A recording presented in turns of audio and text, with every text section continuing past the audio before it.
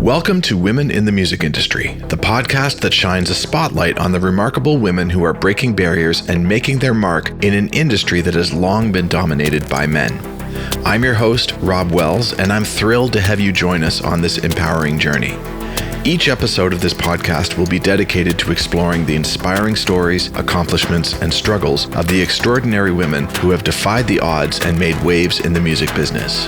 Together, we'll delve into the journeys of female artists, songwriters, producers, musicians, managers, executives, and all those who have helped play a pivotal role behind the scenes. We'll uncover the stories that deserve to be heard, as well as celebrate the triumphs, challenges, and unique perspectives that women bring to the music industry. Whether you're a fan of music, an aspiring artist, or simply curious about the inner workings of the music business, this podcast will offer a valuable perspective. Together, we'll celebrate the power of music and the strength of these inspiring women. So join us as we amplify their voices and together pave the way for a future where women in the music business are no longer the exception, but the rule.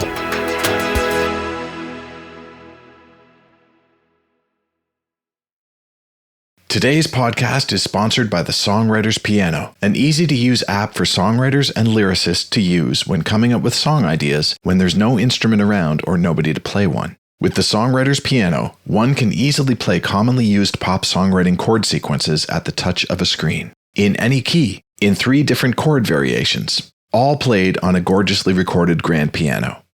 Download the Songwriter's Piano by Play Like Me apps today, found on both iOS and Android stores everywhere. Hey there, welcome everyone to another episode of Women in the Music Industry. So happy that you're here. For those of you that are returning, welcome back. For those of you that are here for the first time, welcome. It's a fun place to be. With me today is the one and the only Kara Purto. And just to give you a little bit of a background, hey, Kara. Kara is a senior project and sync licensing manager at 604 Records, Light Organ Records, and Simkin Artist Management. She has previously worked for Open Road Recordings, RGK Entertainment, Tanjola Brands, Olay Media Management, and JRS Productions. With over 15 years in the entertainment industry, Kara has worked in music marketing, music publishing, artist management, music licensing, video production, and Foley. Kara is an honors graduate of Harris Institute for the Arts Management and Music Production Programs. Awesome. Welcome to the show, Kara. Thank you. Where are you right now? Whereabouts in the world are you? I'm in Toronto. We have a satellite office for my company, which is based in Vancouver. So we have this shared workspace that one or two of us share in Toronto. Cool. So the main company is in Vancouver. You work out of Toronto. How many times do you have to travel out to Vancouver, or is it strictly remote? I like to go 2 or 3 times a year because all of my artists are in Vancouver, and it's sometimes nice to spend time face to face with people you work with as opposed to just being on email and messenger all day. So I like to go 2 or 3 times a year just to do meetings, see everybody, kind of refresh relationships, things like that. But I could do everything from here all the time, no problem, and be fine with it. I think seeing people in person makes a big difference. That does, doesn't it? Was it always like this when you started with 604, or is this a direct result of the pandemic and having to work remotely?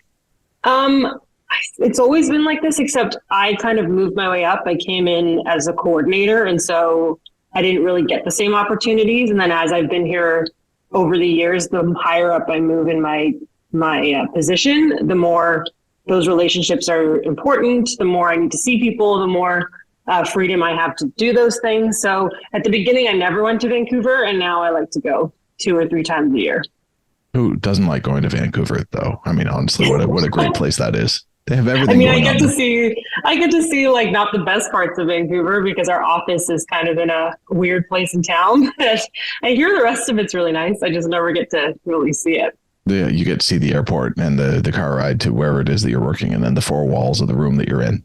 Yeah, and the office. I mean, the office is pretty amazing because it's like a studio, sound stage, offices, like it's a pretty cool place to be, but it's like right in like East Vancouver, which is like very close to a lot of not so fun things. So I see a lot of that, and I know there's some beautiful nature, and there have been times where I've got to see some of it, but I usually get to see East Van.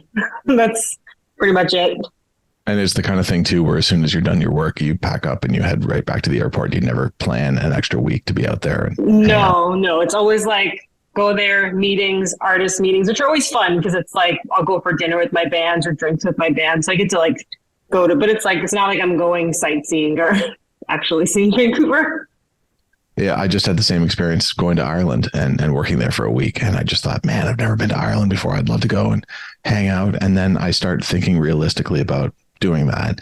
And I have this mountain of work that I always have to finish. And could I take an extra week and go and do that? Or should I take care of the mountain of work that is waiting for me that's kind of screaming my name? And so, of course, exactly. Yeah, the same thing. I see the airport, the car ride to wherever it is that I'm working, the four walls of where I'm working, and then right back to the airport. It's the same with everywhere that I've traveled, all throughout the Caribbean, all throughout the rest of the world. And everyone says, "Oh, you're so lucky to travel." And it's like, well, really, I kind of just wave at everything as I'm going by it, and then I can see it in the distance out of a dirty window or Yeah, exactly. It's like touring. Yeah. So for those that don't know about 604 Records, could you just explain a bit of the history of 604 Records and some of the artists that you work with? Okay, so the company's about 20 years old. Actually, we just turned 20 last year. I've been here for 9 of those 20 years.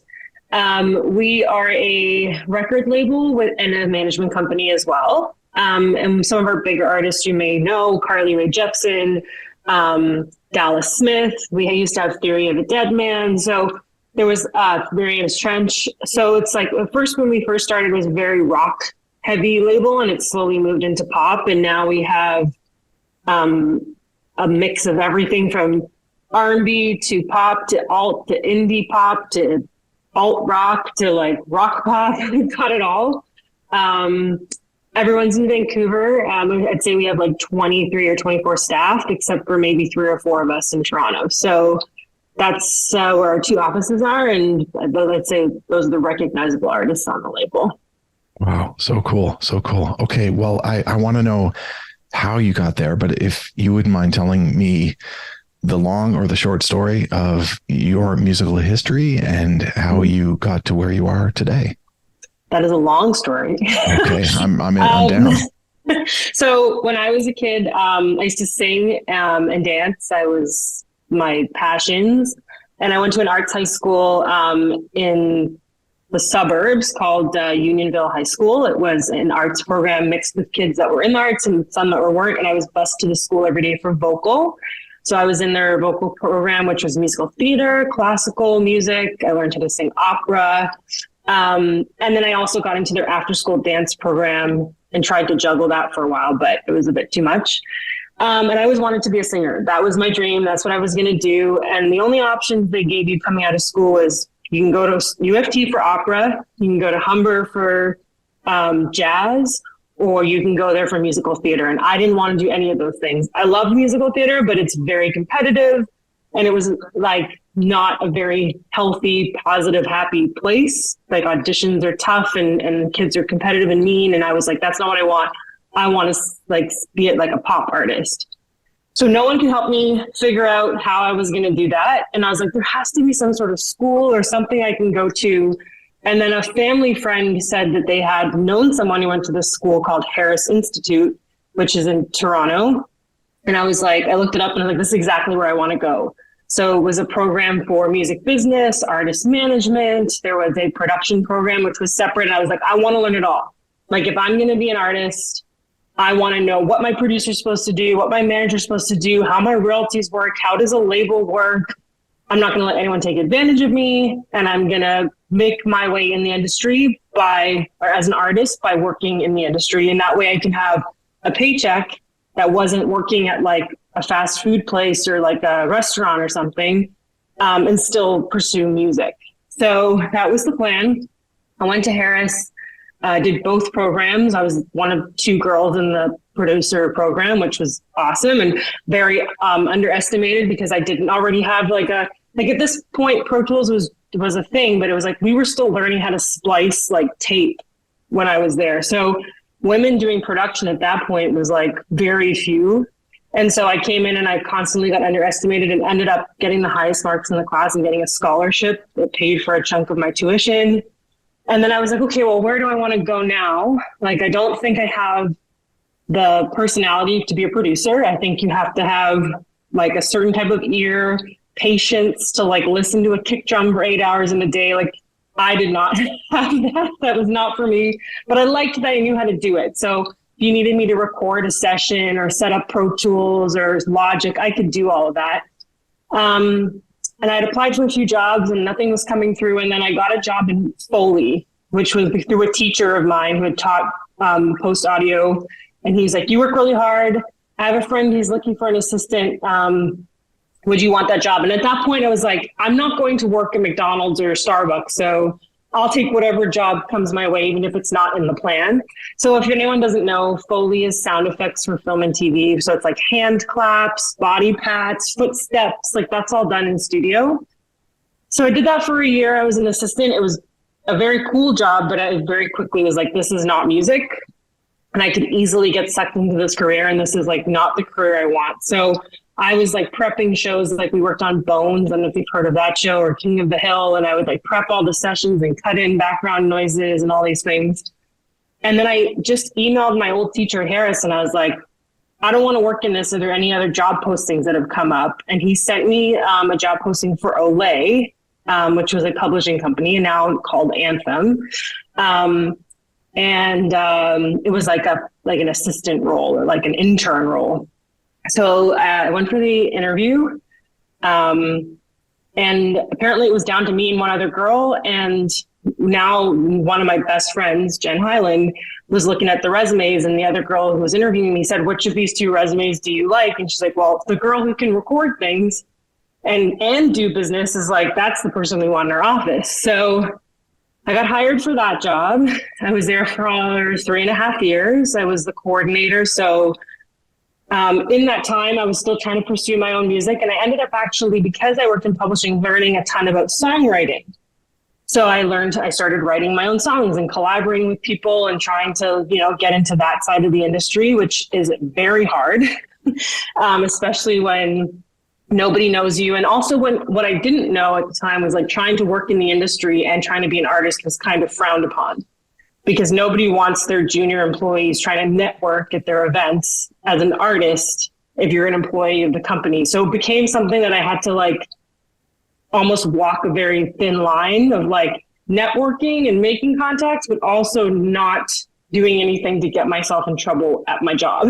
So I did that. I also did have a boss at Olay, Mike McCarty, who is like a legend in the Canadian music industry and has worked with some amazing songs. Loveliest guy ever. And he started when I was about 2 years in, and I used to sing at my desk all the time. Like, I didn't care. Now I would never do that. But I used to sing in those like open cubicles, and I would sing at my desk. And he came around and he's like, was that you? And I was like, yeah. He's like, do you songwrite? I was like, yeah, I do. He's like, well, why don't you come play me some stuff? So I used to go and sit with McCarty like once a week, and I would play him tracks, and he would critique me and give me direction. And so I was very heavily pursuing being a songwriter. And then after about 3.5 years at Olay, I ended up going to one of our partner companies, which was at the time called Tanjola, which was also management and label. And it was like a lot of my friends who had worked at Olay. So it's like they hired me because they liked me, but they didn't actually know where they were going to put me. So at Olay, one of the things that I was doing, other than like organizing all their songs and all their catalog, I was recording sessions for like writing sessions. I was doing like using my Pro Tools. I was doing my organizational skills. I also taught myself how to video edit in that time. And we do these quarterly meetings, and I would do these presentations every quarter of all the things Olay had done in the last year and all the syncs they'd gotten and all the cuts they'd gotten. And so I would do that, and I taught myself through like YouTube, and then they sent me on a course to learn Final Cut Pro. And so then I became really good at editing. So Tanjola were like, why don't you become our in-house video person? Okay, cool. So now I was doing behind the scenes videos. So I was working with like Keisha Shante and Masari and Drew from Essence, which I don't know if any of the young kids are going to know who those people are, but at one point they were pretty big artists. So I was doing all the behind the scenes and all the promos and all that stuff before anyone else was doing in-house content creation. We were doing that because I just had a skill that ended up working out, which now every company has multiple in-house guys that do that and went to school for that. But I was just self-taught. And then a year in, I was still doing my own songwriting. I was still doing my own music. The company kind of folded. So I was like, you know what? I'm going to be an artist full time and I'm going to go work in a restaurant because I obviously can't make it as an artist if I'm going to work in the music industry because it's become more of a conflict than anything. So I go work in a restaurant and I quickly realize awful idea. Like when you have as much experience and contacts and time spent in the industry as me at that point, it was taking a huge step back. It wasn't giving me any access to anybody who was songwriting. So it was like, unless I already knew you, I wasn't like getting anywhere new. So I was like, okay, I got to start looking for a job in the industry again. And then that same friend, Jen Hyland, recommended me for a job working for Open Road Recordings, which is a country label. And I am not a country person, but transferable skills, totally fine. In fact, in the job interview, the owner said to me, I heard you're a songwriter. And I said, yeah. He's like, you will never talk about that in my office, ever. You are not allowed to be a songwriter and work here and talk about it. You do what you want in your free time, but you can't bring that to the office and I will not hire you if that's the case. And I was like, okay, we will never talk about the songwriting. Wow. It's not a thing. So it was like, it was hard. I was hustling. I was trying to do the music thing and I was progressing in the music industry because I was actually really good at my job. But I was finding it very hard to be an artist because unlike now, it's still here to some extent. When I was coming up, how you looked mattered more than how talented you were. So I would reach out to people for production or writing and they take one look at me and be like, you don't look like a star, like not interested. Not even listen to the songs, not even try a session with me. Like I had multiple people say no to sessions, ignore me, not bother. And then I'd see girls come up who could barely sing, had never written a song in their life, were beautiful. And it was like they were writing with everybody and they were in every room. And so I was like, as I was coming up, I was becoming more and more like, you know what? The artist side just might not be for me because, you know, I started doing tons of shows around the city and I was getting booked every week. And then it would be like producer time and it would be like, unless you're going to pay me a ton of money, like I'm not working with you. And I was starting to find that like songwriting sessions were becoming a chore rather than making me happy. And I was getting the constant, like, you need to fix your outfits. You need to lose weight. You need to look a certain way. And I was like, this is not fulfilling to me at all anymore. No. So, you know, and in that same time, I'm really progressing in my career. So I go to Open Road. I'm really good at that job. My boss is very tough and I'm one of the only people he's ever been really like sad about losing when I did leave there.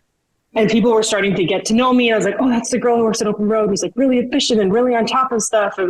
And you know, is like going places. So I was starting to veer more into the like industry side because I actually felt like it was something that I could grow in and viably do, as opposed to songwriting and being an artist, because that was feeling more and more like it was like suffocating me rather than making me feel good. And like, you don't want to do music for any other reason than it makes you happy. So if going to a writing session is draining, which it can be, if you're in the room with people that are not, you know, on the same page as you or at a higher level than you and make it very obvious that they are, you can leave those sessions feeling kind of crushed. So for me, I just decided, I don't know if I want to do the artist thing anymore. I'm already like in my late 20s at this point. And I was always told, once you hit 30, like, can't be an artist anymore, especially as a woman. So that's what I had in my head. Once I turned 30, that part is over, which, just to be clear, is not true. And how you look and that stuff is very, like, I purposely do not care about those things at my current job when signing someone. Like, good. Do you make good music? Are you talented? Are you awesome to work with? Do you work hard? because no one gave me that chance. And so I make sure that and my boss is the same way. He signs based on talent, and that's why I love working here. And so I went to Open Road, and a publicist that we work with says to me, hey, there's this job opening up at 604 Records. They're looking for a coordinator. I know you're a little overqualified. Would you want that job? And at the time, I was really unhappy. It was very intense, and country music was just not for me. So I applied for this job, and I got it. I started out as a coordinator working with Marianas Trench. So for the first 2 years, I was just working on all their social media. So now I'm like transferring my skills again. Now I'm running their social media pages, doing a little bit of video editing, and helping with all their day-to-day because we manage them and they're on the label. And then within 2 years, I was moved up to junior project manager. I was given one artist. Then within 2 years, I was moved up to senior project manager, and I started running our sync department. So I pitch all of our songs for film and TV for across Canada. And then I work with sync agents in the US. And I have about 8 artists at the moment that are underneath me for management and label. And I stopped doing my own music because it wasn't fulfilling my joy. Wow. Well, okay. I have 2 emotions that are happening right now. I'm just absolutely blown away by your story, but I also feel such sadness right now for the fact that so many things just got in the way of you following your artist career and songwriting and things like that. And I just, boy, oh boy, I'm such a believer in the music first. I don't think I've ever listened to a piece of music and loved it and then said, but wait a second, what does the person look like?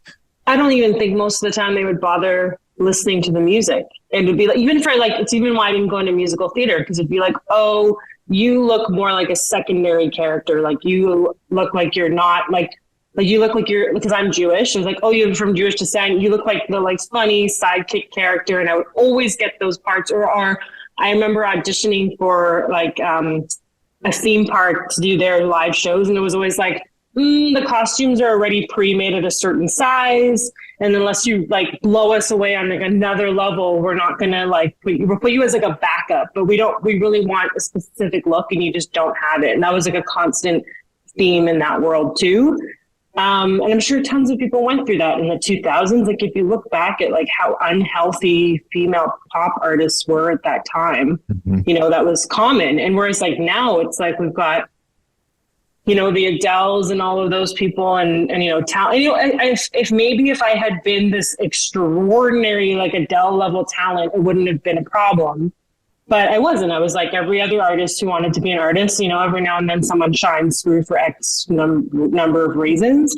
But back then that mattered so much. Like I've heard stories of A&Rs at like major labels meeting artists and they leave like, oh, that person's really got to like lose 30 pounds, or sending artists to fat camp was a thing. Major labels wouldn't sign artists if they weren't 30 pounds lighter. And so they would like labels would send artists to weight loss camps so that they could get them signed in the US. So like that's not a thing now as far as I know, but it certainly was when I was doing it, like big time. Even look at Bebe Rexha, like gained some weight because of health issues and the whole internet just like loses their mind over it. It's like, it's still there, just not to the same extent that it was. Promise me that you will follow your own music and your own artistry in your life, that you won't let this experience shut it down completely, because I think that you've got so much creativity within you that I think you should be writing your songs. You should be creating your sound. I mean, I know you don't have a lot of time with all the things that are going on. One day I'll just get back into it again, but I think it became not fun anymore. And I always said, why are you doing this if you're not doing it because you love it? And then it would be like, I'd be going to work 5 days a week, you know, working more than 40 hours a week because there was so much to do. And then it would be like trying to fit in a writing session on Tuesday and Thursday, and then trying to record on Wednesday and trying to play a show. And then it was like having 2 full-time careers, and one was really thriving and the other one was making me exhausted. And I was like, oh my gosh, why am I doing this? Like, I'm sure I'll wake up one day and I will feel like, oh my God, I miss songwriting. or I really miss being on stage. And I'll just start doing it because now I've been in the industry for so long. It's like, I know exactly what you need to do in order to get to where you need to go. And so I might wake up one day and be like, you know what? I really miss the creativity of songwriting, or I want to do it again. But right now I just feel like so much of that desire is gone. Like I still sing all the time. I do like vocal warm-ups while I'm like cleaning the house. And then I like put on some like vocal diva playlists and sing for myself. But I think working in the industry has taken away a lot of the like magic of what I thought it was, because there's so much that goes on behind the scenes and so much you have to do as an artist that may not be fun, like social media and self-promotion. That I just, when you take your hobby and you make it a career, it may not always be as fun as you thought it was. Like sometimes it's good to just leave something as something you love rather than trying to make money off of it. And I'm not saying that to discourage anyone. I'm just saying that like, it's like any job. It's like when you are an athlete and it becomes your job, you don't necessarily feel the same way as you did when you were a kid and loved that thing and you just did it because you liked it. It's like you kind of, you see behind the curtain and you're like, oh, there's so much that goes on in these. Like I remember auditioning for pop stars and like Canadian Idol when I was like 16, 17 and getting fully rejected. And then finding out like some of my best friends worked on all of those records. And like, it's like, there's just so much politics in the background, which I didn't understand at 16 years or 18 years old that I know now. And so it's like, I just kind of started feeling like you have to really, really, really want to be part of that machine and be okay with doing all the stuff you don't want to do as much as you like the stuff you do want to do. And if you're not, then you shouldn't do it. And I still believe that. I don't want to sign artists who don't want to work hard, who don't want to do social media, who don't want to do the hustle and drive across Canada and play a tour, like do a tour out of a van. Like that's what sets you apart from those who don't. So it's not a bad thing to say like, hey, maybe this isn't for me because I don't want to do social media and I don't want to hustle all the time and I don't want to worry about what I look like on stage. And like, that's not a bad thing. It's like, there's lots of reasons to do music. Some of them are because you actually just love it for yourself. And that is totally fine.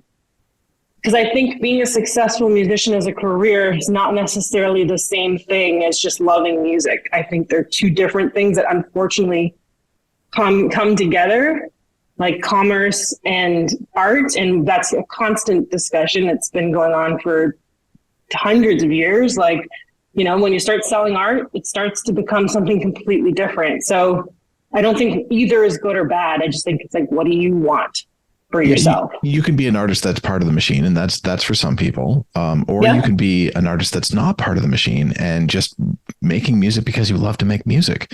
And I know lots of people that do that very successfully. Even some people that just drop their kids off at school, they return home and they create music all day long and end up getting their music in TV shows and films.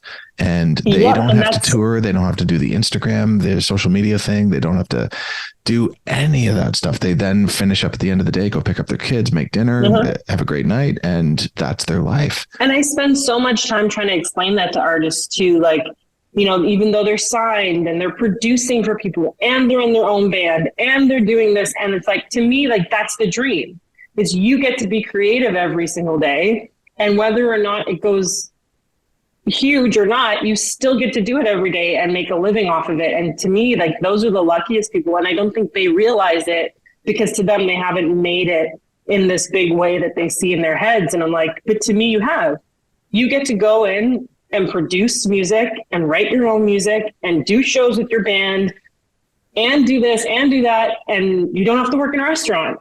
It's like, that's to me is amazing, but it's like, there's this constant belief that like you need to be some big superstar for it to really be a career. And it's not. Like you said, you can do score for film and TV. You can, there's like tons of stuff you can do. There's music supervision. There is working at a label. Like maybe I'm not making my own music, but I'm listening to my artist demos every single day and saying like, this is the song I think stands out, or like, this is what's wrong with the mix, or this is where I think this would sound good in a TV show. Like, I may not be making my own music, but I'm still living in music all day, every day, making a career out of it. And it gives me a different type of joy. I don't have to worry about all the other stuff. Yeah. And you're still being highly creative. You get to wake up every day and you're working on projects that you're very passionate about. I just to me, life is just so short. And if there's one thing that you at the end of it all, when you turn around and say, I wish this could have happened. If songwriting is part of that, if you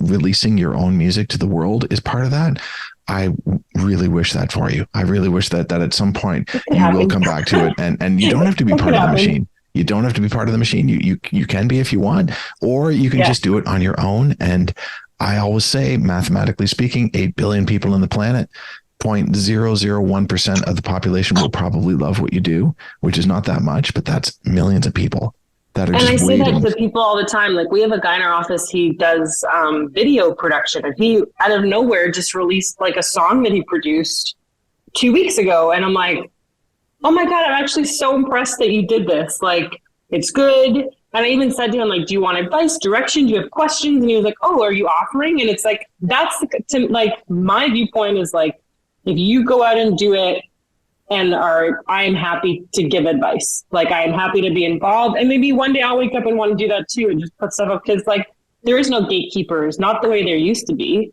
I mean, there are if you want to be a mega star, but for like just putting out your music to the world, you can go to 3 or 4 different websites and upload all your stuff to every DSP out there, and it's out there. You can go play local shows. Like, I'm fully aware of that, and I think one day maybe I'll go back to that place, but I did it so aggressively and with so much time for so many years that I think I just got tired. I got it was like maybe 5 years ago, I was just like, you know what? I think I just need a break. I've been trying to do this since I was maybe like 12 years old. It's not fulfilling me anymore. And it was actually kind of nice to like take a step back from doing my own stuff and just focus on other people.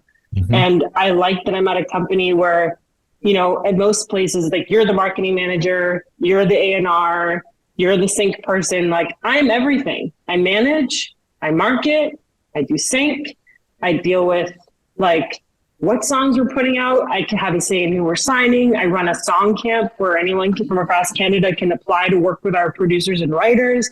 So I'm like, I can be creative and come up with cool concepts at the company. So I'm in a great place in that sense. But yeah, I might wake up in 5 years and be like, you know what? I want to put out a song. I'm just going to go. And I can do that. And I know it's possible, but I think living in that space for like a good chunk of my life, I think I just needed a break from it. And it's almost amazing for me to watch now as the industry expands and grows and matures a little bit. And people are starting to be like, they just care if the song is good. I know that it's like really shitty because we used to buy into a whole brand and that was like how it had to be. But now it's like, you can have one really great song that gets put on a bunch of playlists and somebody loves that song and listens to it, and they don't actually care who you are and what you look like, or they just like the song. And so as much as passive streaming is, it's kind of frustrating to some, I actually think it's kind of an opportunity for others. Amazing. Well, I can't think of anyone better suited to be in the position that you are because of the history that you have and the amount of positions that you've had and the knowledge that you've gained going to somewhere like Harris and going from that into all the different companies and all the different roles that you've had. What a dream person to have at any company, at any music company. You just basically, you could do it all. You could probably even start your own company. I feel like one day that could happen. I mean, I love 604 specifically because they give me opportunities. And I do feel like one day I could wake up and say, hey, Jonathan, I have this great idea to do my own sub label. And he would actually listen to me because like, that's how he is. He's creative. He's ahead of the curve. Like, we have 604 Records and we have Light Organ Records, which is part of 604 Records, which is like more indie. We have a comedy label. We manage NFT artists. We have our podcast network. Like, he's constantly just trying to be innovative and interesting. And he doesn't want to sign stuff based on numbers and things like that. He wants to sign based on talent and gut feeling. And like, that's very old school.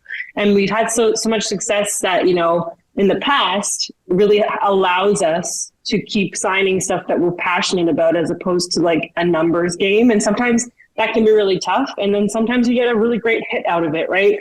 Or a really good career out of it. So I love being here because I could wake up one day and be like, hey, Jonathan, today I want to explore, you know, I want to be in charge of your songwriting at the company and I want to do more of this. And it's like, he'd give me the opportunity to. So I think that could happen in, I don't know how many years, but it's a possibility. What a great situation to be in. That's fantastic. Just a company that will allow you to grow in the direction that you want to grow in is always incredible, always amazing. Yeah, 100%. What is an average day like for you? I'm sure it's different from day to day, but if you could just sort of average it out and just tell me a little bit about, waking up to going to bed, what your day is like. Well, at the moment I have a lot of artists. Most of them are active or have just put out a record like in the last month and a bit. So it's different every day, like you said.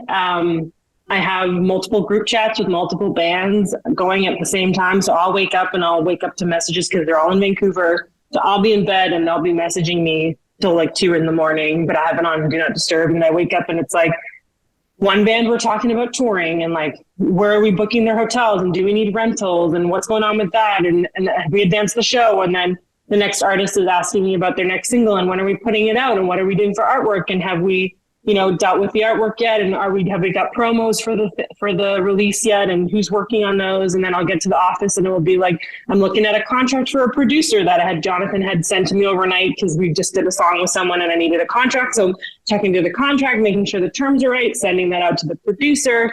I am then switching gears. I was like, a pitch came in for Simkin. And I'm like, okay, they need songs that sound like this. We're going to go through all those songs through our catalog, send out a pitch. And it's like, okay, now we have to get ready for the release we have on Friday. So I got to send out all the assets. So it's like switching gears all the time. And then I'm doing like phone calls with artists who are like having a bad day or didn't like something that, happened or want to change how we do their entire next release. And we have to, talk them off the ledge and, remind them that it's like, we're here for them and everything's good and I give a lot of pep talks. I'm going to do TED Talks one day because I spend so much of my life like, it's an emotional industry. So sometimes I'm a mom and I am a therapist. Other times I am on the phone with a booking agent and I am being a boss because I have to know what I'm doing and what I'm talking about and understand what shows are and how they work and how booking works. And next thing I'm explaining to an artist how royalties work. The next minute I'm having a conversation with someone about sync and I'm trying to pitch someone to get a US sync agent. So I'm constantly switching who I need to be in that moment for whoever I'm talking to. And I think that's the hardest part of the job by far. It's interesting. You're listing off all of these things. My head is spinning right now, just because each one of those items that you were listing off isn't just a quick answer. It's heavy loaded. It's so much that needs to go in to somebody saying, is this done for the tour? Well, that requires you putting down the email and organizing another element. And that could take up easily a half an hour to an hour of your time just to figure out that one answer. And that's even before you get into the office.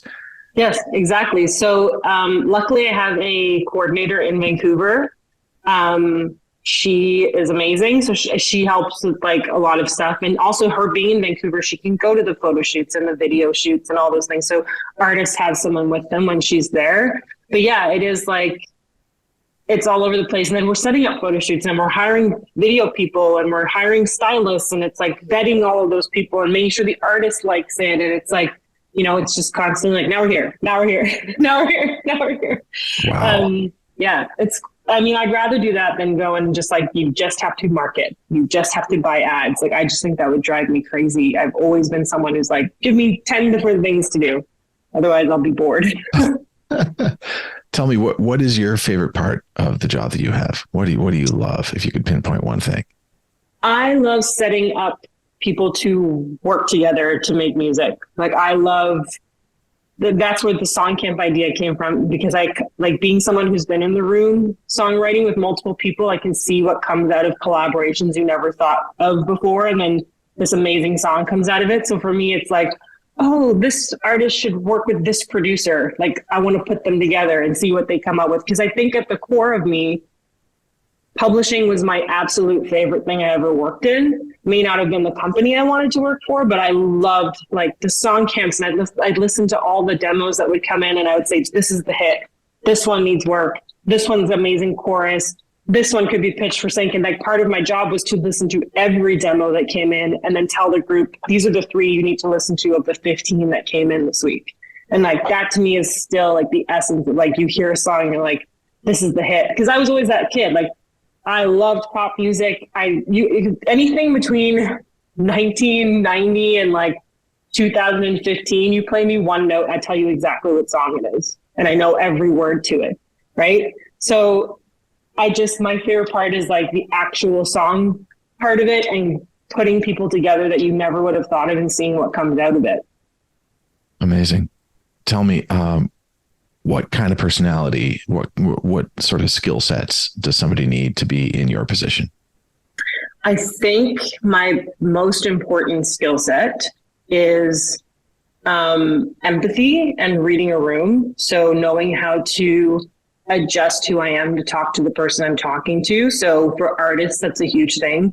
You know, some need more nurture, some need more space, some need to talk all the time. Some don't talk, but you know they need to. And then it's like, you know, you got to read the room. Is this person extra professional? Does this person want me to be kind of chill and cool and be able to hang? Like, I just have to constantly adjust different parts of my personality depending on who I'm talking to. And I think that's my biggest skill. And then the rest is just like organization is like the biggest part of every other aspect of this job. It's like remembering to do things and making lists and being on top of it.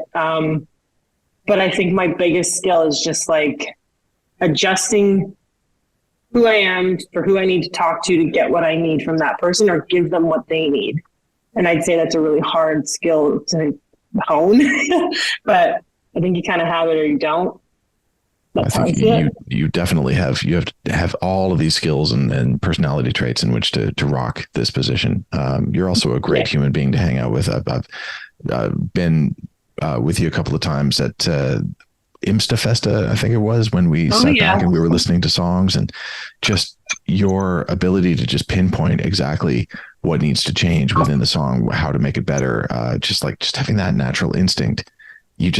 But I love that. Like for me, that's just like a little, that's all that I can do in the music industry is really just about creating songs, working on songs and trying to make those songs better. But that is such a skill. Oh my God. Being able to write songs, like, oh my goodness. But I'm saying you can do that too, plus so much more. Like, you know, so much of the industry that I know so very little. And I'm just always amazed when I meet someone, because I think that the human brain can only handle a certain amount of information, but clearly it can handle way more because you're just able to jump into any different aspect of the music industry and rock with it.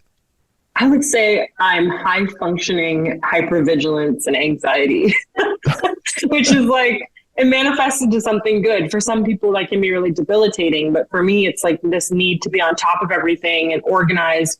And also this like ability to like people please, which seems like things that are awful parts of your childhood. They actually, for me, have manifested into something that's really great. And I found a way to use them to my advantage, because as I got older and learned that these are actually things that you can turn on and off, as opposed to like, if you're truly a people pleaser, you don't know how to turn it off. Whereas for me, I'm very aware of what I'm doing and what I'm saying and how I'm presenting myself in that moment for what that person needs. And I can turn it off if I want to. But so I feel like I took things that were like, may not have been healthy for my mental health, and I've turned them into something that is, as long as I'm aware of it. And I can go home and I can be like, I'm going to disconnect, which can be really hard, because if an artist calls you and they're really upset, they're not thinking about you, and they're going to tell you all the things that they think are wrong and you've done wrong and the company's done wrong. And it's really easy to take that personally and to like, you know, go home and feel upset about it. So it takes a lot of work sometimes to be like, you know what? Artists have to be a little bit narcissistic to be artists. Just is what it is, and you can't take it personally. And it's like, it's also a tough industry in the sense that like you can work your butt off every single day and put out a song and nothing happens. You can market it, no one cares. And so, especially in today's industry where there's 100,000 releases a day, you can put a lot of work into something and nobody cares about it. So that can be disheartening. And I think part of this job is just knowing that like, you should be proud of yourself for showing up and putting in the work. Even as a musician, you know, it's like, you know, that feeling. You write 500 songs and maybe 2 of them do anything if you're lucky. And you have to just keep going in every day and trying. We do that too on the industry side. So, and I fully understand where artists are coming from because, you have to almost be like, everybody else is wrong and I'm right. Like my song is the best song, doesn't matter what anyone tells me. And that's part of this, like being successful as an artist, right? And it's like, I have to do that with myself too. It's like, I know what I'm talking about. I know what I'm doing. Just because it hasn't worked for this artist doesn't mean it's not going to work for that artist or for that song down the road. Sometimes it can take 15 years to break a band. Sometimes it can happen overnight. Sometimes you almost find someone, they don't want to work with you and then they blow up a month later. Like, it's a tough industry, right? So I think some of the things in my personality that are tough on a normal day are actually really good for what I do at this job. It's really hard to know what's going to make it and what's not. I have so many songs where after I've been done writing it or producing it, I think in my head that has a really good shot of something great happening with it. And then 9 times out of 10, nothing ever happens with that song.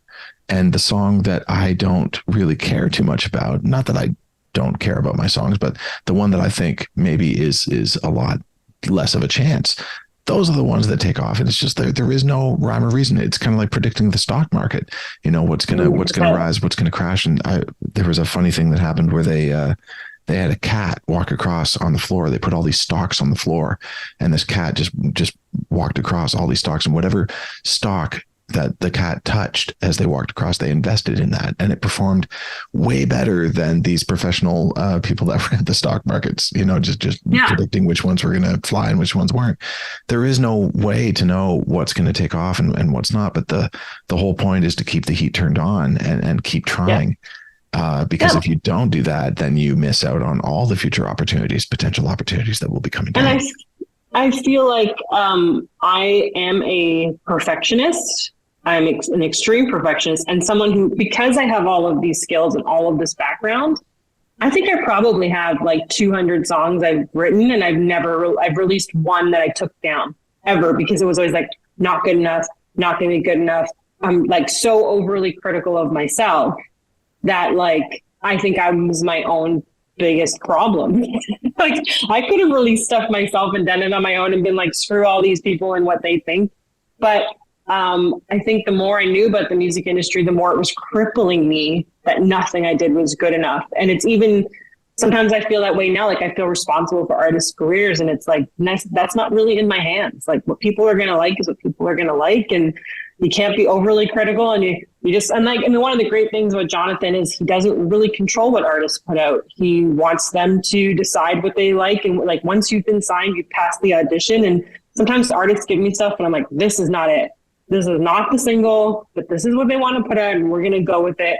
And then they're right and I'm wrong. So that's like a thing I've learned. It's like, it doesn't matter how many skills and how many jobs I've had and how good I am at choosing the hit. The world is unpredictable in the world of music. And sometimes you just got to be like, you know what? The intern knows more than I do about what kids are listening to today. And that is fine. Like, I'm fine with that. That's amazing. Amazing. Let me ask you, what do you prefer? An artist reaching out to you cold on email saying, hey, listen to my song? Or do you prefer naturally, organically meeting people and good vibes and slowly taking things and seeing where things go? I like the meeting and the natural thing. I think a lot of people randomly DM me on Instagram. And quite honestly, like the amount of work that I have, the last thing I feel like doing is like listening to your music and going to find it. It's like if I meet you or I see you perform at something and I'm like, damn, that was really good. Or wow, I really like this person. I think I'm more likely to want to listen to it than just some, because there's a lot of people who would cold email you really bad music. So even if you are good, most of the time I don't even want to take the time to listen. But like, if you're like, for example, I went to this Mississauga music night a couple of weeks ago. A friend of mine runs it, and he asked if I could just come and, listen and, talk to the people who are performing. And to me, that was a really great way for me to hear the artist and then be like, oh, actually, I don't think I want to follow them on Instagram and kind of see what they're working on. I really liked her voice. I thought that was amazing. And they would never have got to me if they didn't put in the work to get to, where they were. So a big chunk of this is that I need the artists that I work with to care more than I do. And I cannot tell you how many times I care more than they do. Like, no, I don't want to do social media. No, I don't want to do that. No, I don't. It's like, okay, then I can't work with you. I can't put more effort into your release than you do. This isn't 1995 where you sign someone and they just had to show up and the label would do everything and pay for everything. It's like, you need to be trying to get your own shows and going to these local events. Like if you're in Mississauga, you go to Mississauga Music. If you're, there's lots of different organizations. You can apply for things. There's the RBC Music. It's like, you need to put in that effort for me to find you. So that's just the starting point of knowing whether or not I want to work with you. Then it's like, if I hear the music and it's amazing, it's like, well, now you're on my radar and I want to hear it. So yeah, I don't want someone cold emailing me who's just making beats in their basement and thinks that that's all they need to do. It's like, you have to do, in 2023, you have to do at least half of the work. You can't expect your label to do it. It doesn't work like that. I tell everybody that it's like the game of baseball. You have to get, as an artist or as a songwriter, to get onto the radar of a publisher even, you need to be able to hit the ball at home plate, run to first base, miraculously get to second base, and then somehow get to third base. And by the time you're at third base and you're ready to run home, that's when people probably want to join forces with you and say, look, you've already done all these great things and you're on my radar. I notice you, you're a threat now that you can come home. Yeah. Wouldn't it be great? Not that they're a threat, you know what I mean? But it's just, how can we work together to bring you from third base to home now and make this an even bigger thing than you could have done by yourself? Well, you're basically coming to me and saying, hey, can I have $500,000? That's what you're doing when you say, can I have a record deal? It's like, why should I give you what have you done? And what are you doing that makes it feel like I should put 50 grand into your first record and then, 50 grand into marketing and then, send you on a tour for another $30,000? Like, what are you doing to make it that I would want to give you that, not just that money, but the time from my life every single day? It's like, I'm on chat with my bands every day, all day. It's like 11 p.m., 9 a.m., 6 a.m., 3 p.m. It's like message, email, idea. What are we doing for marketing? What are we doing for that? It's like constant contact. And that's so much of my time. And it's my 15 to 17 years of experience. What are you doing to deserve that?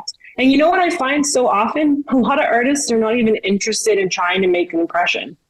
Like, there's so many times where I'm like dismissed, or they don't care and they think they don't need me or they don't need the label. And I'm just like, okay, cool. Bring me somebody who wants to be here and is going to work harder than I am by 10, and then we can talk.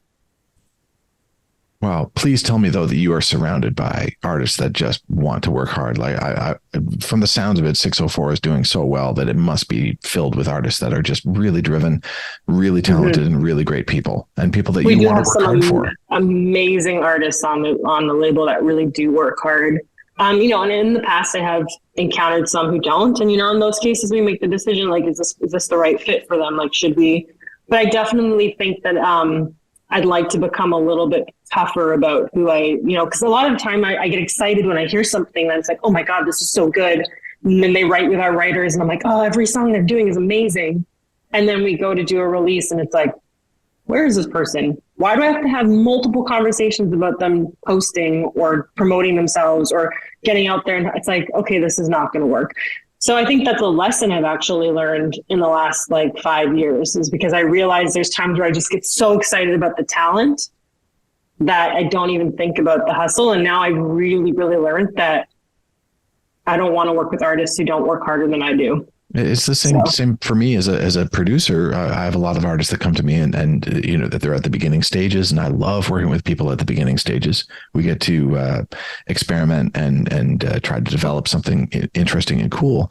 But I'll usually have a sit down conversation with them first, because I want to make sure that they're getting into it for the right reasons. And there's a lot of times where an artist will come to me and basically say, when I say, why are you doing this? And their answer is, because I want to sing for the people. And I tell them, that's really nice. It's great that you want to sing for the people, but please understand that becoming an artist and doing anything like this, you are forming a company. you're starting your own business, and it's the amount of time, the amount of percentage that you're going to be actually singing for the people in this company might be 5% if you're lucky. The rest of that 95% is you running this company and all the different things that a company has to do in order for it to take off. And when I explain that to them, you can see the look on their face. Either they're like, I never thought about that, and I'm going to go work at a restaurant, or, Yeah. or they're like, this is exactly what I want to do. I'm driven. I do this stuff already. I live and breathe this, all of this. So I'm hungry to do it. I just need the music now. The music is a big part. Without the music, there's no part to the business. And, I try to line myself up with people that are very business minded and really want to get out there and do the hard work and do what it takes in order to take this music to the next level. Yes. And so that to me has now become, it used to only be about talent. It's now become, over the years, the more important thing is like, is this person dedicated, driven, and hardworking? And do they want it more than I do? Because I can't buy you a billboard and make you a star. It doesn't work like that anymore, right? Like, I can't get on your social media and be you. So if you're not willing to do, if you're like, I cannot tell you how many artists have said to me, like, I hate social media. It's bad for my mental health. I don't want to do it. I'm not doing it. And I want to be like, that's fine, but then don't expect results. Like, it does suck and it is bad for your mental health, but there's things you can do to stop that or to help with that.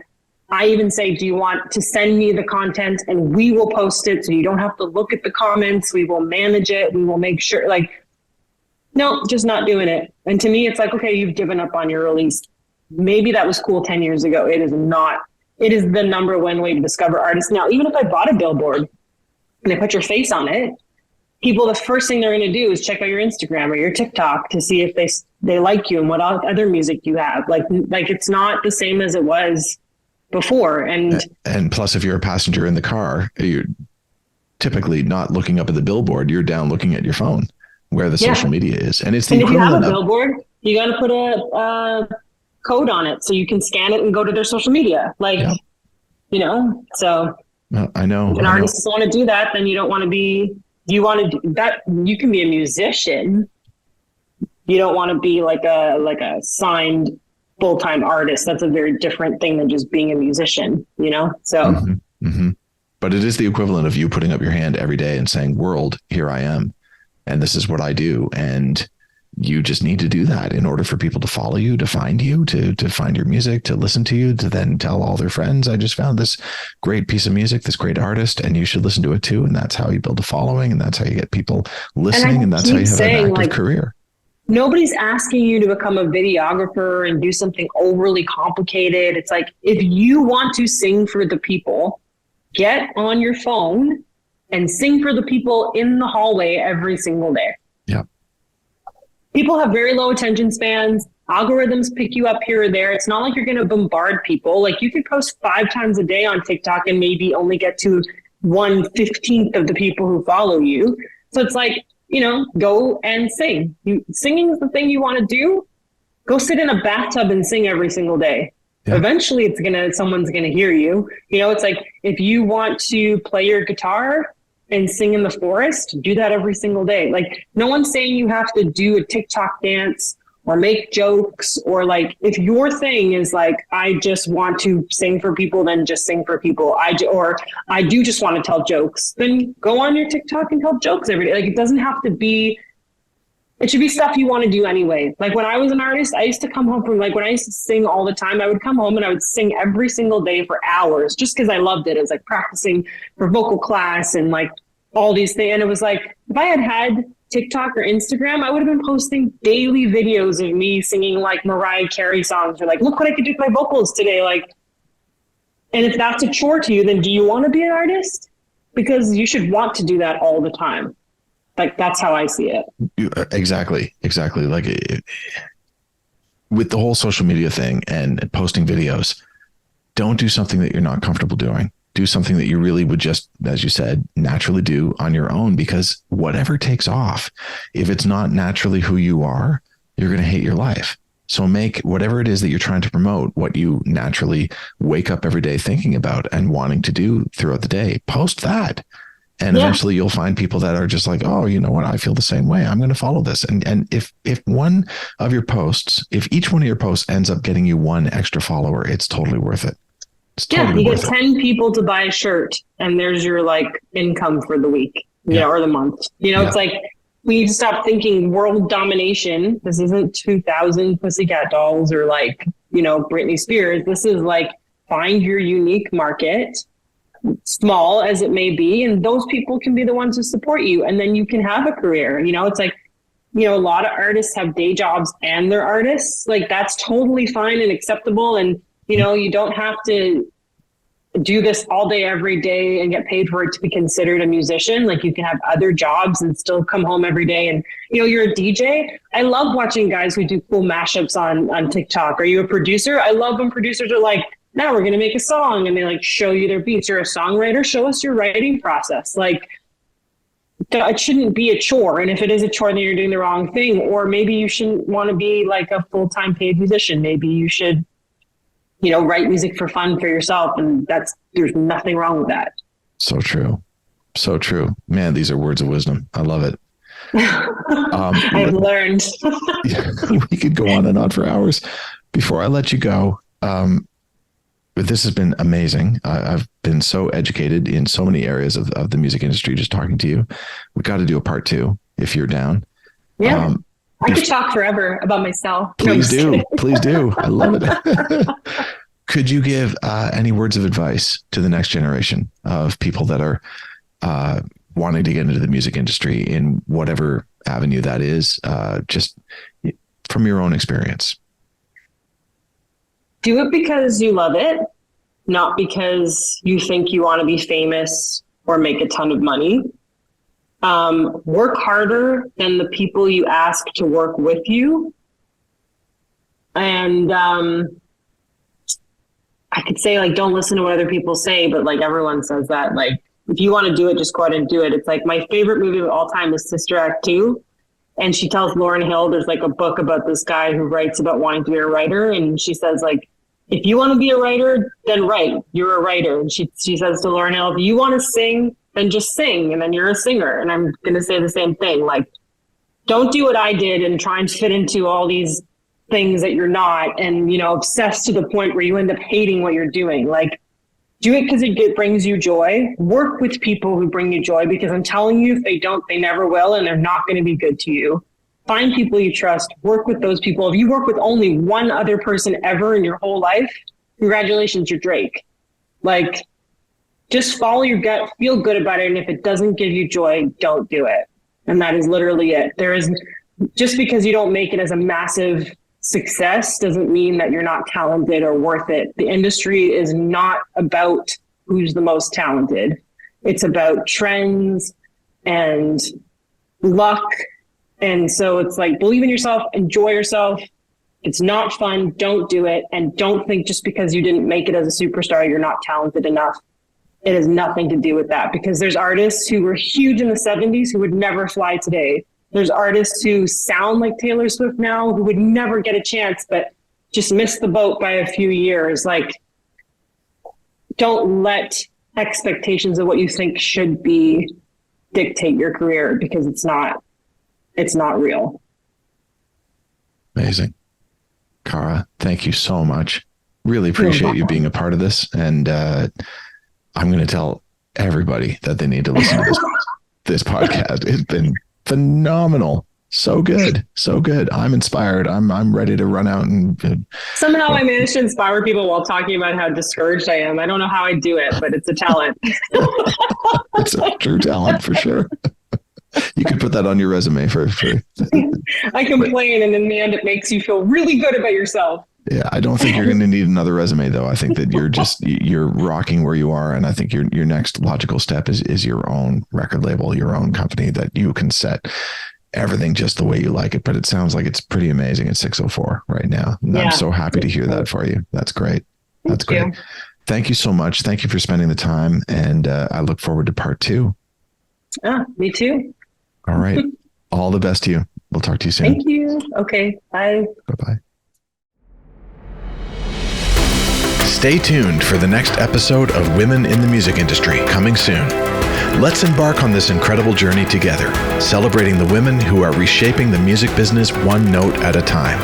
If you enjoyed hearing this podcast, please take a moment and give it a like, a rating, or a follow. Your support helps immensely. We'll see you next time.